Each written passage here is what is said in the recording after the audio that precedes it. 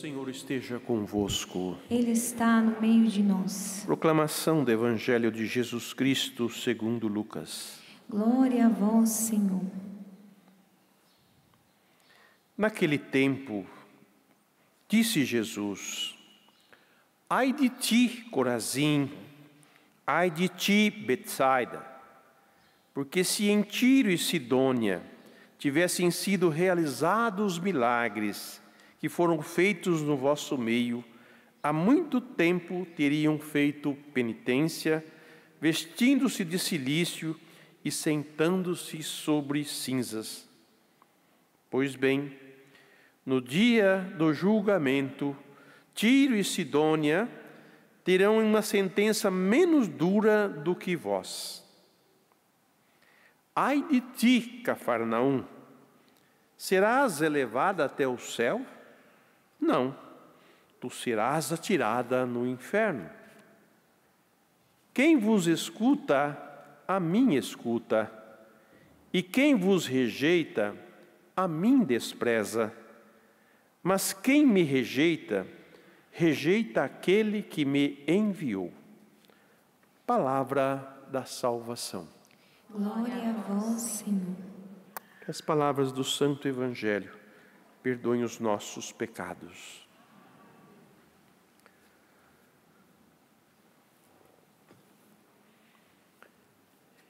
Existe um livro de psicologia, voltado à psicologia, que se chama A Síndrome do Pequeno Poder.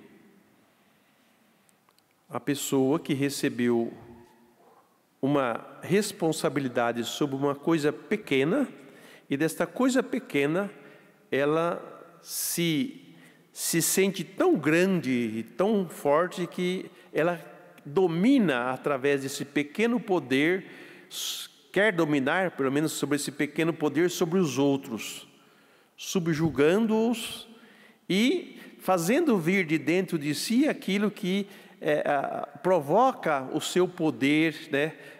O suposto poder que ele acha que ele tem. O homem muitas vezes ele também tem essa ousadia de querer dar conselhos a Deus e de querer ser Deus também, mas não percebe a sua pequenez, a sua fragilidade, a sua limitação. Olha o que Deus diz para Jó. Do meio da tempestade disse: alguma vez, Jó, na vida deste ordem amanhã? Ou indicasses a aurora o seu lugar? Para que ela apanhe a terra pelos quatro cantos e sejam dela sacudidos os malfeitores? Muitas vezes queremos dar conselho a Deus. Ou dizemos: Deus não devia ter feito desse jeito. Ou a vida deveria ser diferente, desse modo. E às vezes pelo pouquinho que nós sabemos, que nós conhecemos, porque o nosso conhecimento é limitado, nós se achamos de grande poder para dizer para os outros o que é certo e o que é errado. E nós nem sequer sabemos, não temos poder para dar ordem amanhã. Esse orgulho, essa prepotência que muitas vezes toma conta do nosso coração, dificulta a gente de fazer a experiência profunda com Deus. Nós fomos feridos e marcados pelo pecado. Nós somos criaturas que foram adotadas por Jesus, por Deus, para sermos os seus filhos. Nós não somos deuses, mas somos filhos de Deus. Não na mesma condição do divino e do eterno, mas como criatura. Porque Deus tudo criou, Deus tudo conhece, Deus tudo rege. Nós não conseguimos lidar nem com a nossa vida direito. Não sabemos nem cuidar bem de nós mesmos. Que dirá dizer dos outros, o que dirá dizer de Deus, o que Deus deve ou não deve fazer, ou como deve ser. Cuidado com esta síndrome e aprenda com Jesus que o maior no reino é aquele que serve. Eu sirvo para alguma coisa. Me lembro o Padre Léo, quando ele dizia que achava que ele era, né, grande coisa, e Deus mostra para ele que ele não passa de um estrume de vaca. E ali ele fazendo a leitura espiritual da visão que Deus dava a ele, né, ele se sentiu o último de tudo. E ali ele foi se humilhando, até Deus mostrar para ele a utilidade dele na igreja. O pai dele pegando o esterco, levando para a horta e colocando no meio das verduras, e ali fertilizar a terra e dar verdura que depois ia alimentar a família. Qual é a nossa utilidade nesse mundo? Para que nós servimos? Então nós estamos aqui para servir. O Filho do Homem não veio para ser servido, ele veio para servir. E esse deve ser o nosso lugar. E esse foi o lugar que Francisco encontrou na vida dele. E esse foi o entendimento que ele teve do Evangelho. Se Deus nosso Senhor, que era o Filho de Deus, que era para ser o grande homem na terra, vamos dizer, o poderoso, aquele que ia, vamos dizer, acabar com os malfeitores e tudo mais, ele veio de forma simples e humilde oferecer a esse homem que muitas vezes se acha ser a última Coca-Cola do deserto, se acha ser o bom, o superior a todos os outros homens, mostrar o que é ser filho de Deus. E foi aí que São Francisco se santificou, na humildade, na pobreza, na obediência a Deus.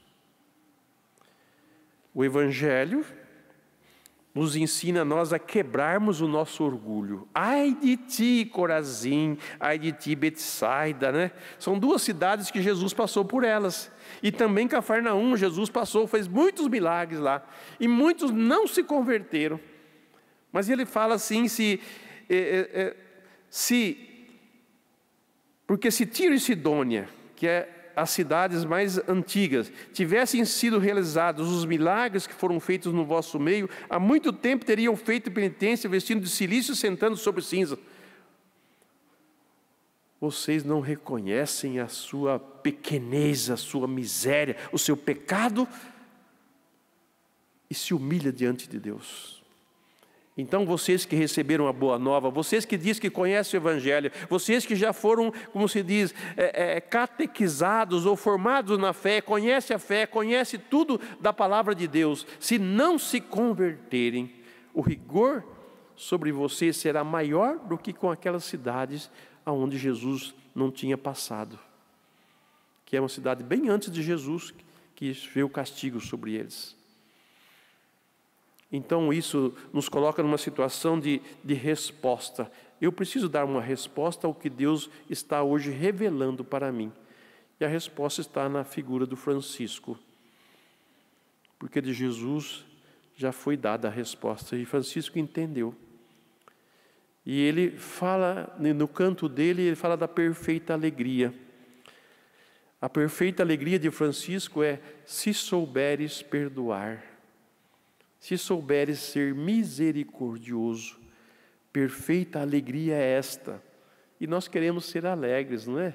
Queremos ter uma família alegre, uma casa alegre, uma igreja alegre. Então uma igreja que começa a encontrar cada um o seu lugar de serviço, a sermos humildes e estarmos à disposição para que os outros cresçam, para que tudo cresça em nós. E só é pelo caminho da humildade e da pobreza. Quem sou eu para dizer a Deus o que é certo ou errado, se eu dependo dele para eu ser santo? Se eu dependo também da minha consciência, da minha condição, e ter atitude de penitência, de mudar de vida, de converter-se. Aprendam com Francisco a ser humilde. Aprenda com Francisco a se despojar. Na história ele fica nu, ele tira até a roupa dele, para dizer: eu me despojo de tudo e vou viver com aqueles que não têm nada. Essa é a confiança em Deus que nos faz santos. Então aprendamos com Francisco a nos santificar, e com muita alegria, e com muita disposição, voltemos para aquele que é o nosso Deus, com um coração humilde e pequeno, e deixemos-nos ser transformados pela sua graça. Vamos trazer para o altar o pão e o vinho, que é o ofertório que Jesus faz de si mesmo para nós. Qual é o ofertório que eu faço hoje, diante do que a palavra de Deus nos trouxe? O que eu quero oferecer a Deus como gratidão por tudo que Ele fez por mim?